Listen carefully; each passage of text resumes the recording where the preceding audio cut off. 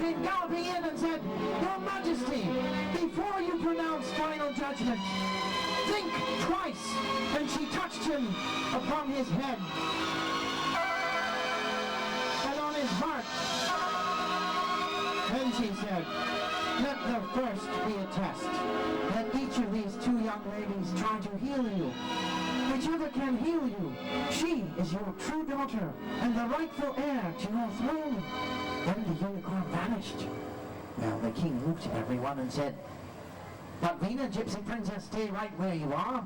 The rest of you take 2 steps backwards away from the king and sit down.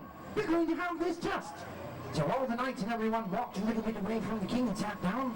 And the king said, "Budwina, you get to go first. Come over here and heal me, would you?" So Budwina walked up to the king and put her hand upon the king's shoulder. But instead of feeling better, the king started feeling worse. His knees began to tremble, and he got a terrible tummy ache. And suddenly, he got so dizzy that he found himself lying on his back, gasping for breath and twitching. Budwina was so embarrassed, she went and sat down behind the Spriggans.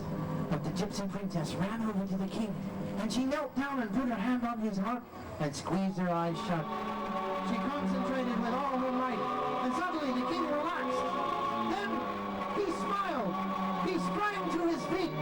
He whirled around in a circle and cried, "By Jove, that's the best I've felt in 16 years!" And he looked down, and there before him knelt the Gypsy Princess.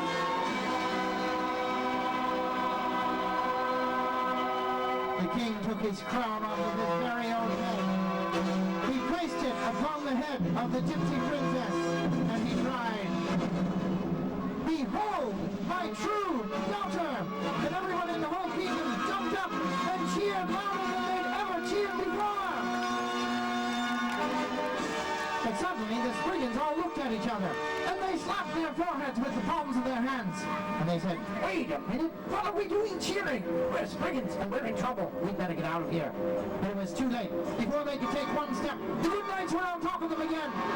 And this time things did not go so very well for the Spriggans. Disheartened by the failure of their wicked plans, the Spriggans fought poorly, and soon those brave knights knocked their swords right out of their hands. The Spriggans fell upon their knees, begging for mercy. The knights lifted up their swords for the final blow. But just then, the Gypsy Princess raised her hands up over her head and cried, "Hold on there, knights, I've got a better idea." And she whistled. And out from the forest came all the animals. They ran right over to the Gypsy Princess and knelt down and said, "Did you call us, Your Majesty?" "Indeed I did, you good animals," she said. "For far too long have these Spriggans been treating you with cruelty, hunting you almost to extinction, and destroying your lands. But from now on they will be treating you with kindness. For the Spriggans shall not be put to death today, provided they start taking care of you. Give you a couple of meals every day, and start scratching you behind the ears once in a while, starting right now."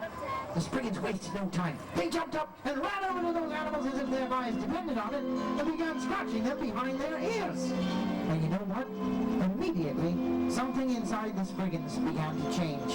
They'd never tried being kind before, and kindness was a lot more fun than they thought. In fact, it crept up their arms and flowed into their hearts and made them feel all warm inside. And they got so happy that they just couldn't resist. For one last time, they started swirling their tail at everyone, faster than ever. But instead of hypnotizing everyone, it made everyone in the whole kingdom throw their hands up over their heads. And suddenly, everyone's fingers started snapping. And then, all at once, everyone began spinning around in circles faster than ever. Around and around they went faster and faster, until they looked like spinning wheels. Then they all started spinning the other way. They spun like this for 3 weeks. That's a long time. Finally, they were all so happy that everyone came running over to the king. They lifted their arms up in the air, and they cheered louder than they'd ever cheered before. And then they all turned toward the audience and took a great big bow. Ladies and gentlemen, let's hear a big cheer. These wonderful actors and actresses.